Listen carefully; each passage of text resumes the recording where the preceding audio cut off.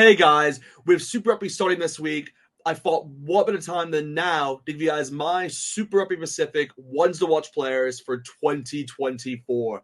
Before we get into this, make sure guys to like the video, subscribe to our channel, and definitely leave a comment below letting me know your ones to watch players for this season. But yeah, let's just crack into this. So again, I've come up with 5 ones to watch players overall. The first one being Stephen Perifetta. I just think he's gonna have he has to have kind of a big season here, I think, for the Blues. I just think, with Beauden Barrett, of course, leaving off to Japan, it opens up that 10 spot really for Stephen Perifetta to fill. And I just think he kind of has to kind of grasp an opportunity because in the previous seasons, he just hasn't been able to kind of get as many minutes. But obviously, that's been due to Beauden Barrett being in that 10 position. But at the same time, I think Stephen Perifetta, we obviously saw him once get selected for the All Blacks.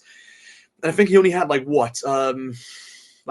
I think at most 5 minutes in that game against Argentina, to what I can recall. But I think he kind of has to step up once again this season to kind of in order for him to get into that position once more to play for the All Blacks. So I just think Stephen Perifetta, he's a great player. Like in terms of his skill sets, he's definitely a good fly half in terms of his playmaking ability. I think he's easily can find that assist out of nowhere. His kicking is pretty good, actually. I think it's arguably better than I say Beauden Barrett's, which is not hard to do because Beauden Barrett would never really normally kick at times. But yeah, no, I just think Stephen Perifetta is just a solid player throughout, and he still has, he kind of has his age on his side as well because he's still a young player, in my opinion. He has a long way to go in his career, and I just think he's someone who I believe has to kind of step up, like in order for the Blues to do well this year. I think he really is going to be kind of like the dictator and how they go and kind of like the leader just in terms of how they kind of set out this season. So I'm hoping he can do the Blues just have a good season for the Blues. And yeah, we'll see what happens from that front. But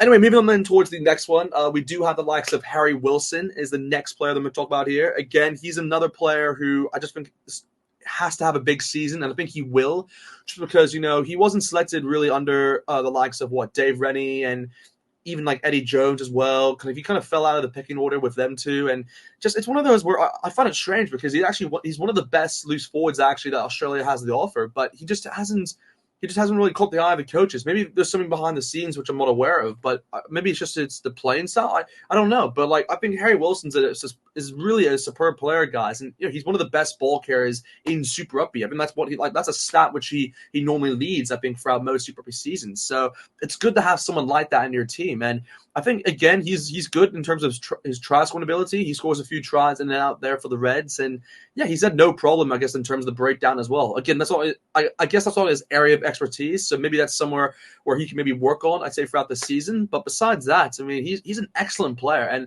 I think the Queensland Reds are pretty happy to have him. And again, obviously with Liz Kiss obviously being the new coach there, he'll definitely want to get the most out of kind of Harry Wilson in that position. And I think this is a big year for him because with Joe Schmidt obviously now being the Wallabies coach, it's kind of a new kind of it's just an open page really for anyone to join the Wallabies, I think, and Harry Wilson will definitely want to take that opportunity and kind of grasp it. Moving on then towards the third, I've gone with the likes of Quinn Tupaia, which is a big one because we haven't seen Quinn Tupaia in action for a very long time. To be fair, he hasn't played really rugby, I think, in 2 years, over a 2-year spell, because that kind of really horrible kind of knee injury he had back in the day. I think it was in the Bledisloe against the Wallabies, from what I can recall. But yeah, he hasn't played a lot of rugby, in a long time. But he's just one of those players when he was playing rugby, he looked like the next big thing, really. And I think he really just is someone who I think he's fit.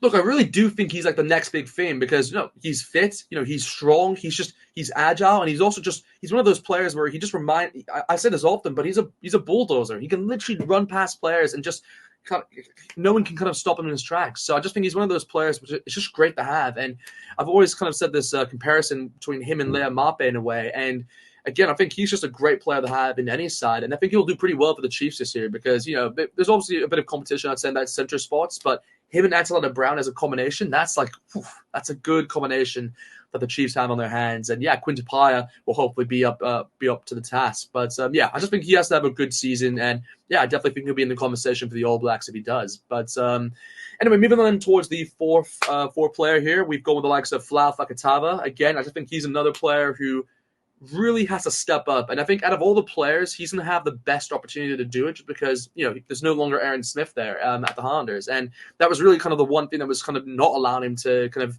get the next step, kind of similar towards Stephen Perfetta at the Blues. But I just think Flava Katava, he is such a, he's a talent. He is a really good talent that, kind of the Highlanders have there. And yeah, in terms of that scrum half position, it's one of those where, they have to kind of choose more scrum halves, and they have to look at that because that's a position where the All Blacks, again, they need to fill because with Aaron Smith obviously leaving now, they have to put in one other scrum half there. And I think Flava Katava can get in. I think he's actually he's that good. He's that good that he can easily slot into the All Blacks, in my opinion. He can even start for them. But again, it's one of those where, again, I can definitely see Cam Roygaard still being probably the first choice, I guess, scrum half, just going off what we saw in the Rugby World Cup. But I think Flava Katava as a bench option, oof, that's dangerous. That combo would be dangerous. But yeah, I just think Flava Katava, I'm hoping that he has a great season for the Highlanders.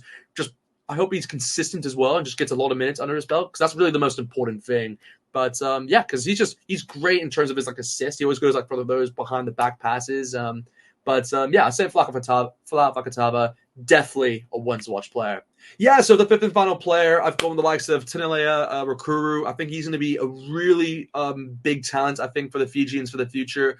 One that I think a player that not a lot of people know about, but I've seen a bit of preseason, and he's definitely impressed so far. He's scored, I think, 2 tries recently against the Brumbies, and you have to also think that, the Fijians have Fiji Dura actually they've produced a lot of good wingers actually since they've come into Super Rugby. I mean, the first one that I'm trying to think because you have to think there's also Morovo and there's also Sal that were both wingers for Fiji Dura last year, but they've both left the club.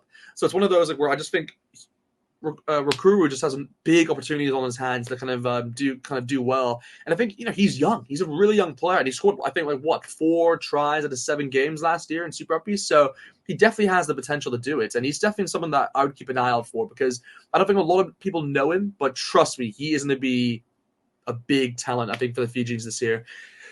And yeah, like I said, obviously for the others, same instance, but he just needs to get a lot of minutes under his belt, and if he can do that, be consistent, then there's a talent there to be seen. But yeah, that's kind of it, guys. Really, with this once to watch video, just obviously let me know what you guys think in the comments. Do you guys agree with my selections here? Obviously, in terms of my once to watch players. Again, let me know below your once to watch players because I'm always curious to know what you guys think. Besides that, make sure, guys, to like the video. We'd greatly appreciate that. Subscribe to our channel, and I'll see you guys next time.